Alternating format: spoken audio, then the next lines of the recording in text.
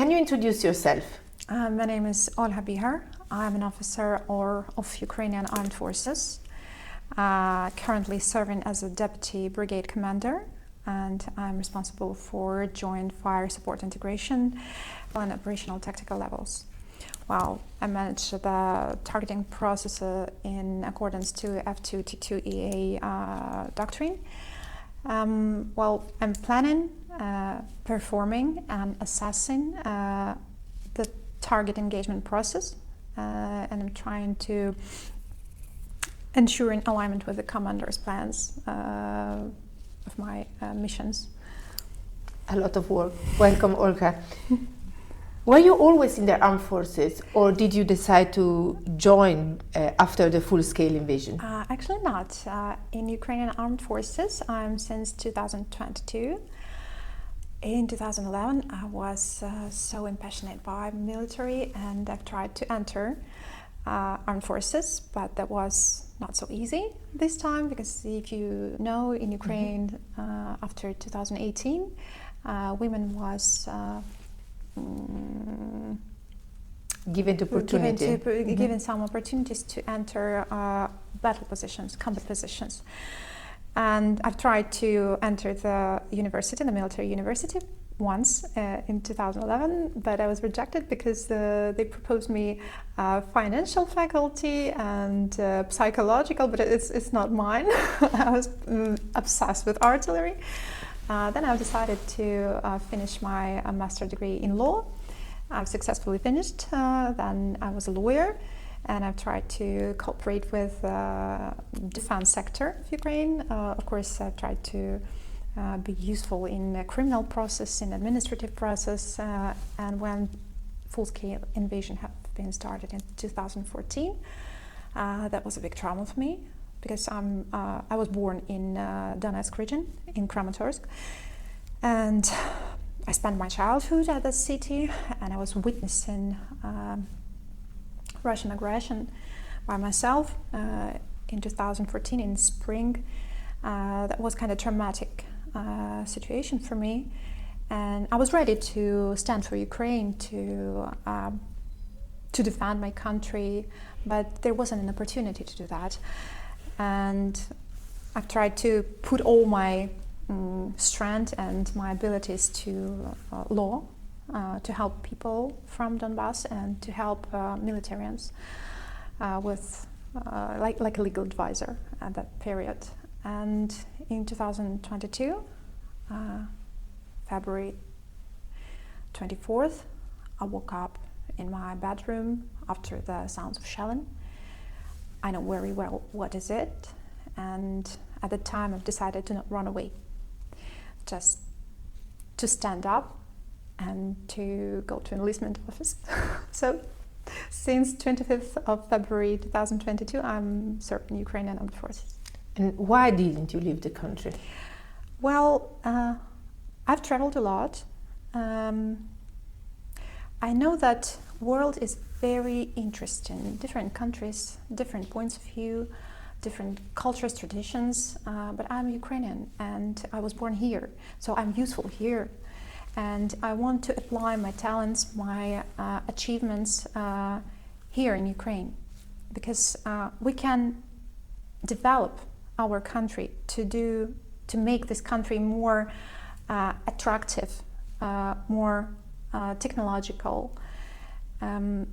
That's why I didn't even think about abandoning my country or moving to another places, because I was born here.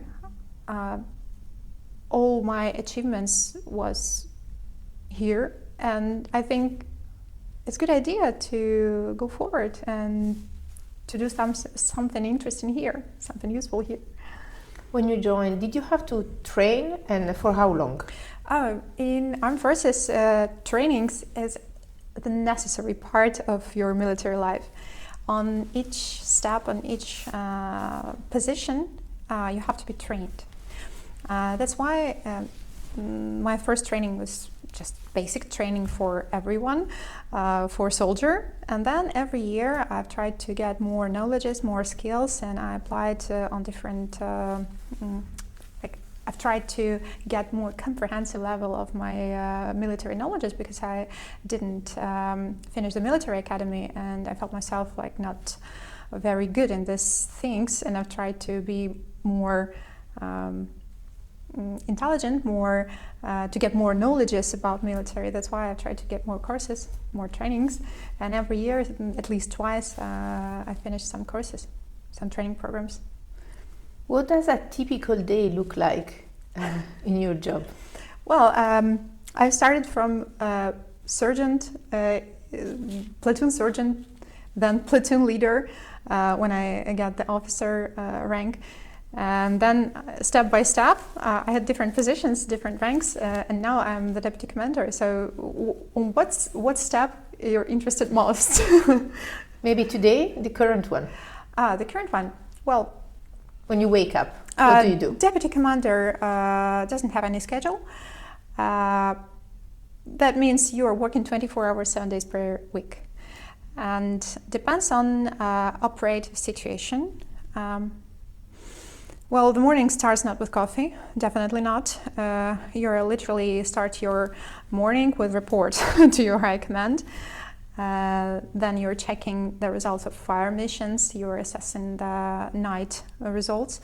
Then you're planning the operations, missions on the next day. You have many meetings, many different video conferences, you're reporting, then you're getting the reports from your subordinates. You're just getting reports from your subordinates, then you're solving the problems that appeared, checking your fire positions.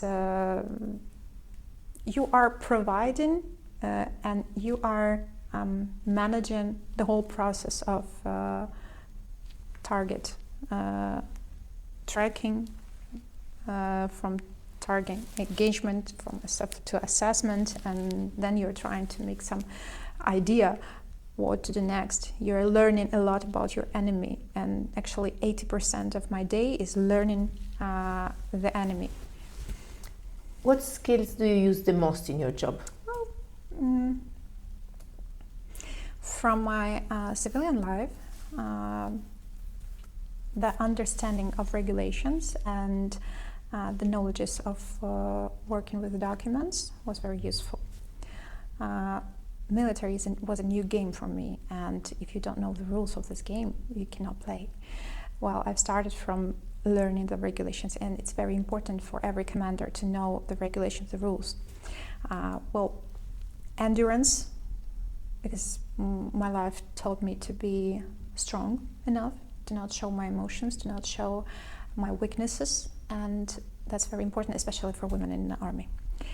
Well, attention to details.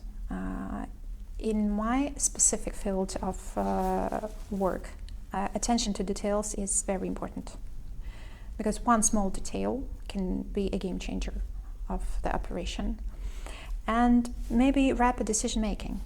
Rapid decision making is useful because in contemporary war, in technological war, you have a very narrow, small period of time when you can perform some missions, because everything is changing very fast. It's not the World War II, where some artillery divisions or batteries would just wait when the missile or another type of counteraction will get.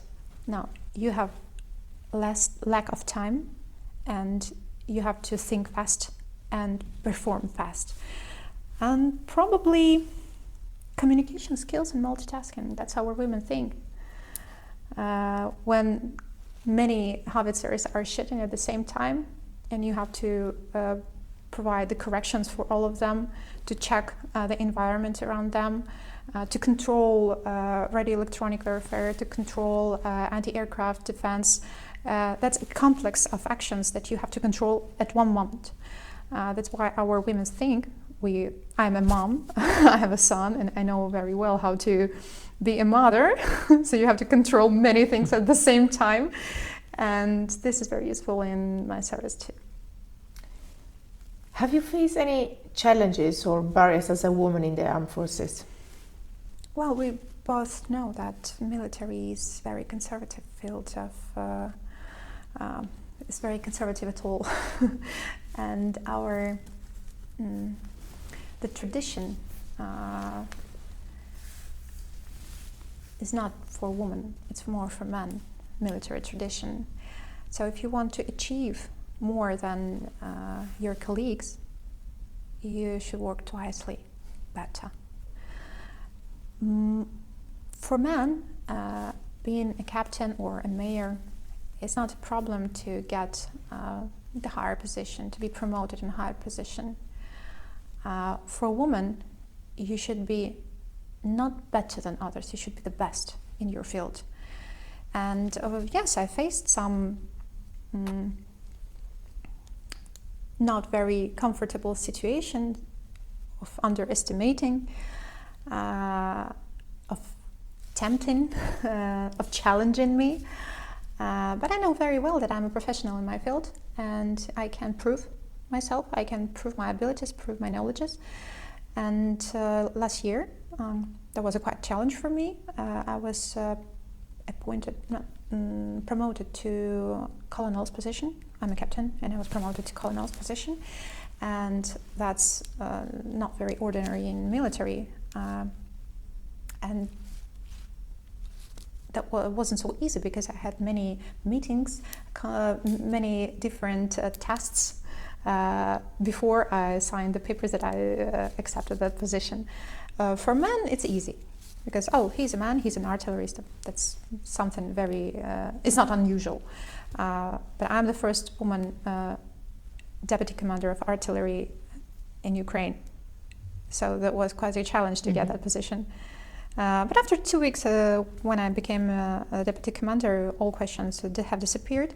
I proved my abilities, I proved my professionalism, and I've tried to be maximum polite and strong enough to show that women are not about emotions. Women are about multitasking and achieving better results.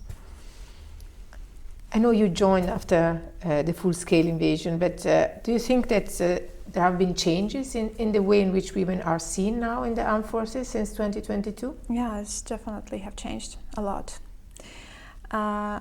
Military became more attractive to women. Last year I went to Sahaydachnoho Academy, military academy in Lviv, and I had a lecture with women future commanders. There was more than 80 women in the course. That's something very surprising for me. Future young officers. And when I asked them, do you understand that you will become a commanders, a combat leaders, not just some headquarters officers? They say, yes, we know, we're ready. So that means that army became more attractive to women. Ukraine showed good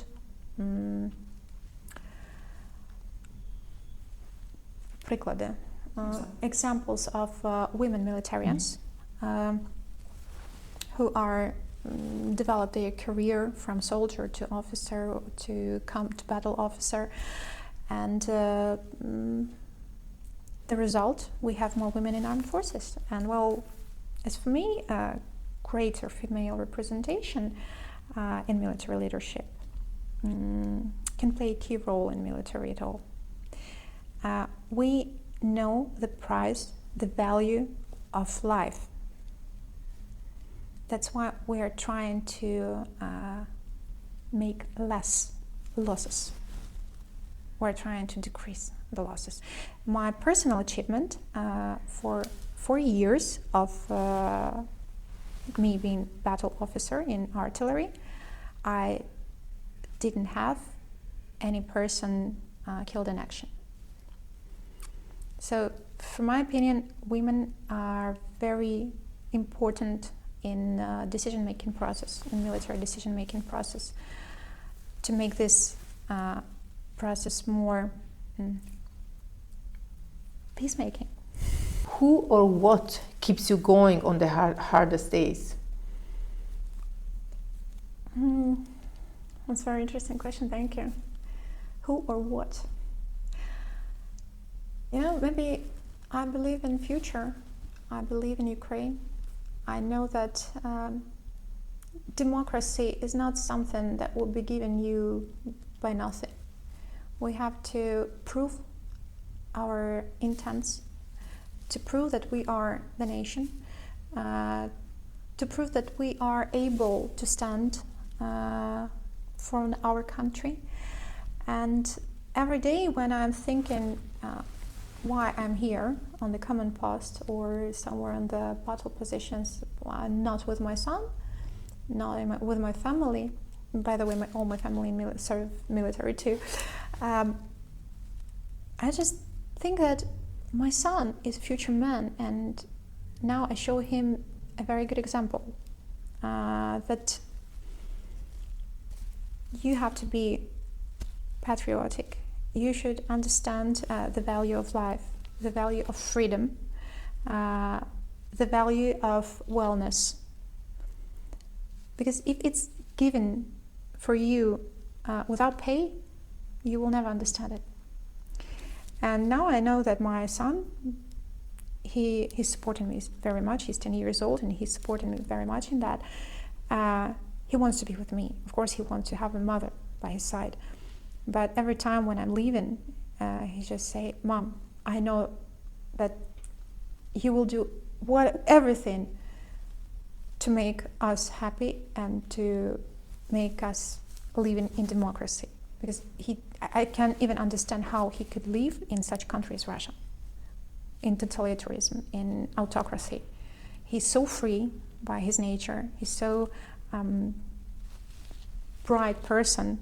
And when I'm thinking that tomorrow probably Russia will occupy Ukraine and set their rules, their laws on our territory, I cannot imagine how he will live in such conditions. So that keeps me stronger. What kind of support, training, equipment, or teamwork has made the biggest difference for you? Since 2023, the best thing I ever had is a female uniform. That's so comfortable, that's so useful in combat, and that's the biggest difference because my first uniform I got with men's underwear. That was quite a joke. But it was reality. Yeah, but that was reality, and I thought interesting for what this pocket is. Then now women are allowed to enter all levels of military education, and for me it's very good news because now I'm studying in National University of Defense in Chernihiv, and of course it's not studying the typical studying when you're just going to your lessons and going back home. Most of our study provides online because all of us are battle officers and we don't have enough time to get back from the battlefield to the university, but we have very comfortable and effective educational programs which allows us to get necessary knowledges and levels of education without interrupting our service. So that's the second thing that I'm very proud of. And from the last year, for women, even L5 level, that's strategic level of planning in university, was opened. That means that Ukraine in the future would have female generals, not only in medical service and financial service, but also in the battle generals. So that makes me very proud of and happy. Actually, the conditions of service didn't change very much, but we have many digitalized systems of personal management, of battle awareness systems and battle space management. That is very challenging for the world. We have unique systems that allows us to perform the battle assessment, battle management, battle planning, and on different levels. And we do this online. So our higher command could take part or check our activities or our achievements just at the moment when they want. So that helps us to be more effective. Talking about skills, what skills do you think your experience in the military has given you for your future career? In the future, I'm planning to continue service. It's really something very mine. And endurance and decision, maybe yes, endurance. That's the most important skill. Some results are not becoming very fast, and you should know how to wait, how to sacrifice something, how to be patient, how to be strong. And I will assume that endurance is the best word that will describe the skills that I've got in military. What would you say to a young woman who is considering joining the armed forces but has not decided yet? Well, I want to say that first of all, if you want to join the armed forces of your country, you should know that military is another world in the world. You'll be provided with everything you need. You will get that level of education that you want, because it's not very difficult in army to get the education. Some trainings, some universities, everything is open for you. All these opportunities are open for you if you are serving in the military. You will find really best friends, not literally best friends, because your friendship will be tested with life and death situations, with a rough environment, with stress, and only in military you will find people who will really support you. And one thing you should know, that when you are signing the contract, you are the part of the system. You are the part of your government system, and you should obey some orders, you should obey orders, and to live by written rules. So you have some time for you, but not so many. That's why most of your life you will live in the military environment. You will have friends from militarians. You will have interests. You will share your interests with militarians, and you will have the same. That's why probably your civilian connections will be lost, but you will find something better. You will find yourself strong. You will never be a victim. You'll be the one who decides, not the one who are disrespectfully crushed or who was underestimated. And yes, you can come to the army as a soldier, but who you will be at the end depends only from you. Thank you.